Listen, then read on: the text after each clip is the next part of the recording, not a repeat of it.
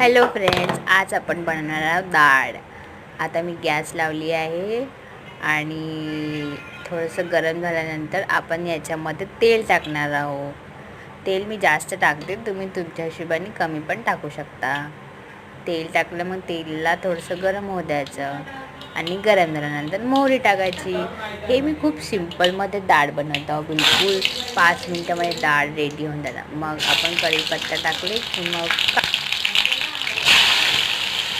मग कांदे टाकले की कांद्याला मस्त लाल लाल होऊ द्यायचं आणि मग आपण टाकणार टमाटरला मस्तपैकी गरम भाजून घ्यायचं मस्तपैकी. मग त्याच्यानंतर आपण टाकायचं हळद.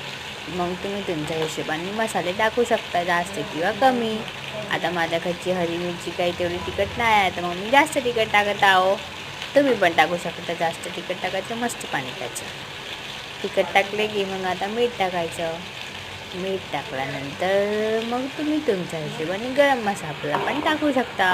मग त्याला मस्तपैकी शिजवायचं छानपैकी 1 नंबर. मग डाळ टाकायची.